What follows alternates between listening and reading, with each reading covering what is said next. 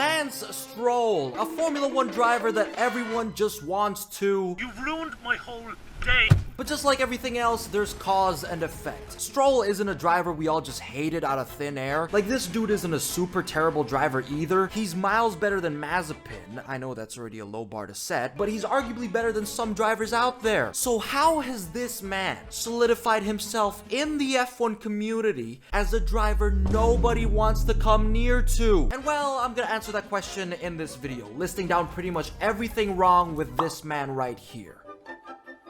And in a more comprehensive analysis type of manner, because when F1 fans, including me, talk about Stroll, it kind of just goes like, go fuck yourself! But let's just get straight into the obvious set of things wrong with Lance. First, he's hogged up an F1 seat for almost 9 years now, not allowing anyone else to have it regardless of their talent. And two, he was able to do that since he's a pay driver, getting his F1 seat thanks to none other than Sugar Daddy 69 himself, who invested in Williams to put his son in Formula 1, bought Force India years later to do the same thing, then rebranded it to Racing Point, and now Aston Martin to once again do the exact same thing. Now, I'm not mad at Lawrence for doing this. I'll easily give him the Father of the Year award, but when it comes to Lance, it's a completely different story.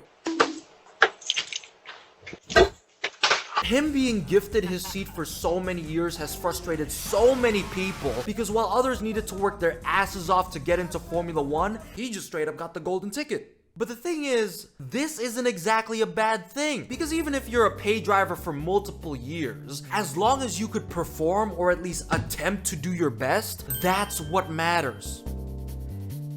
And this is exactly what Stroll doesn't have. Because one big thing that's wrong with baby Stroll is that the little weirdo doesn't even look like he's enjoying Formula 1. And this just makes everything worse. Throughout the past few years of his career, Stroll doesn't even look like he's remotely having fun despite being in the pinnacle of motorsports. He looks depressed 70% of the time. When he gets a solid result, he's happy for a split second and then just goes back to fully locking in. Gunther Steiner even said in an interview that the guy doesn't seem happy no matter what happens, and it's shown when he drives like he's just waiting for his dad's inheritance. And to give you an even clearer picture, here's a compilation of Lance's amazing post-race interviews where you could just tell that he was brimming with so much passion for Formula 1. Yeah, we were racing,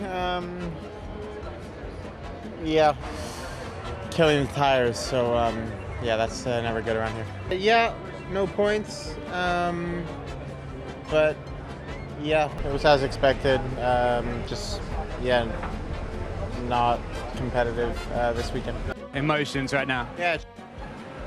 Okay, sorry for the language there. What is not clicking for you behind the wheel at the moment? I don't know. How does this change your mindset for the weekend? Is it now a test session? Are you going to go for it in the sprint? Keep driving. And that right there, ladies and gentlemen, is what has pissed a lot of people off. Because if you don't want to be an F1, why are you even there in the first place? Now, earlier, I found a few people that respectably tried to understand Stroll on why he's hogging an F1 seat for so long, saying, I mean, let's be honest here. Who would be willing to leave F1 if they were in Stroll's position? Getting to live out his dream of participating in the same races we used to watch on TV. I don't know a single person who would be willing to give that up. Well, I know someone who would be willing to give that up. Lance Stroll. I don't think we should even be asking whether or not Lance Stroll should be in Formula 1, because he should be asking that to himself. And because he doesn't enjoy his time in F1, the man is incapable of consistently performing. When Lance was enjoying F1, you could tell that he was doing far better than he is now. He was still mid as fuck, but like you could tell he was enjoying it and trying. He did okay in F2, did mediocre in Williams, but he did get that pole one time in Racing Point, which is like the only good thing that people can say about him, and probably the last time he was ever passionate to be in the sport. So as Lance's passion for F1 dropped, mid turned into straight ass. And I mean dog shit, because in recent years, he rammed into Daniel Ricciardo in China, crashed in Singapore 2023 while his teammate qualified 7th, only made up for 20 to 30% of Aston Martin's total points in 2023 and 2024, kissed the fucking wall in Saudi Arabia while a rookie who drove an F1 car for the first time didn't fumble that hard, and spun at the formation lap in Brazil, which means this dude crashed before the race even fucking started. For those of you who couldn't witness this majestic fumble firsthand, this is more or less a real-life reenactment of what happened.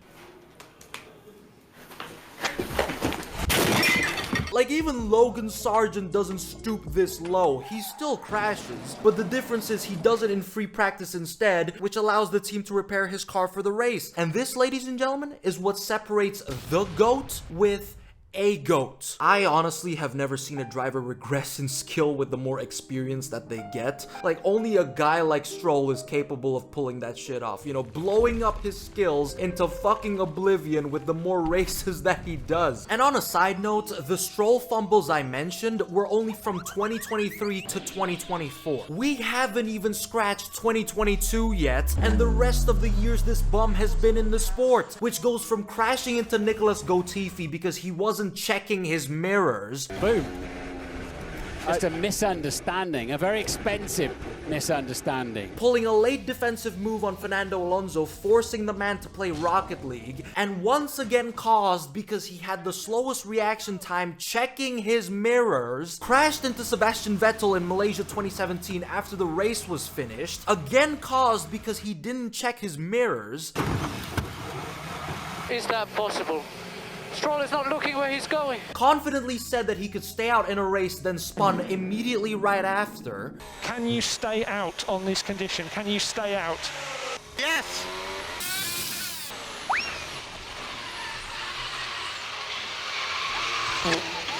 And complained about Vettel going back on track unsafely in Monza 2019. What the did the Ferrari just came back on the circuit like an idiot? But then proceeded to do the exact same thing because guess what? He didn't check his mirrors.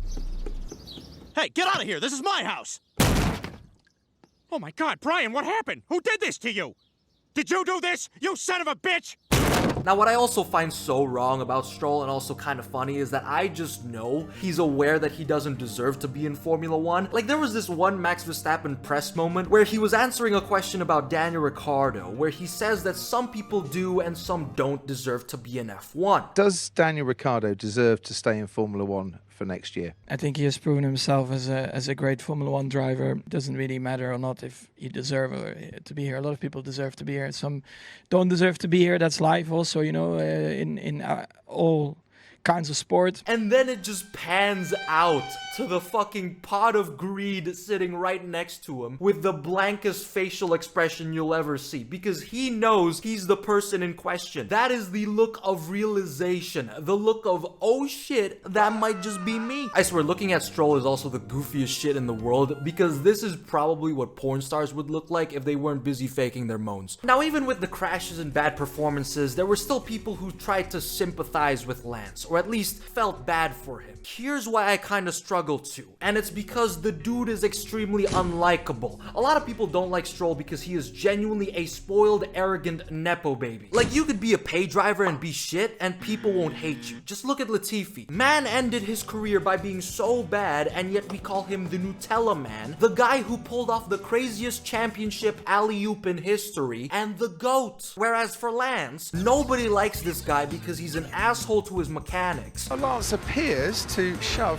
his personal trainer out of the way. An asshole to his own car, a pain in the ass to his race engineer that's just trying to give him feedback. Yep, exits 1 and 2, braking turn 3 a little bit as well. But you are the same. Said he was beating Fernando in 2024 and is performing at a good level relative to Alonso, which I guess explains the 24 points he scored that season in comparison to Fernando's 70. And then he constantly complains about the car, while I know damn well Aston Martin's development went to shit multiple times in the past, probably because the only drivers giving decent feedback were Alonso and previously Inspector Seb. What? We're flying to Philadelphia! Oh, hell no! That's Oh, hell no! Whoa! Now, Lance's horrendous personality also doesn't stop there. In China, he blamed the crash on Daniel Ricciardo for apparently braking.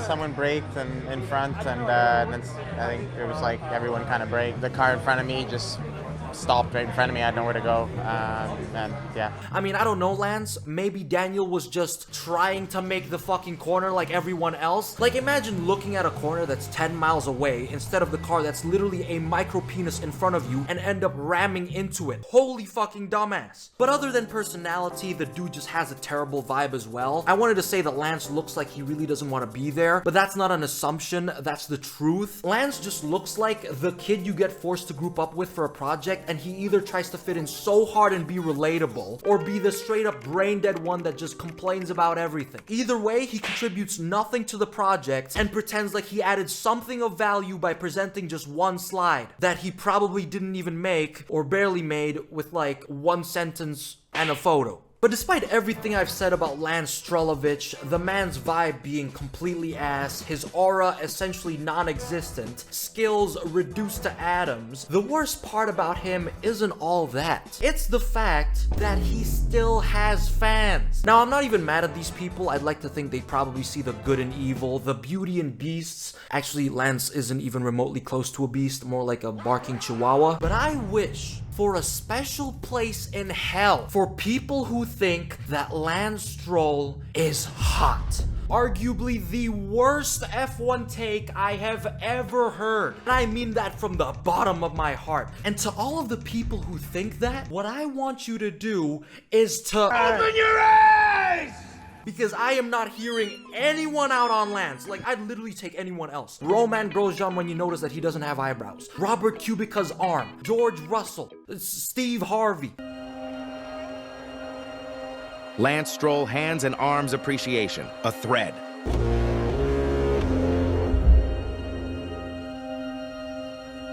Thought about killing myself. Now, quick side note, guys, for the people who genuinely think that Stroll is hot, I'm not just gonna tell you to get your eyes checked, but I will say that, you know what, fine, I'll stop being a certified hater for a minute. You know, I'll say that I get the appeal with Stroll, then I do Mazepin, but please don't tell me it includes the guy's personality. Solely on looks, I'll forgive you, but personality? Get the hell out! Get out! Get out! But to end this video on a better note, I'm gonna try to mention some good things about Stroll to give a more balanced perspective.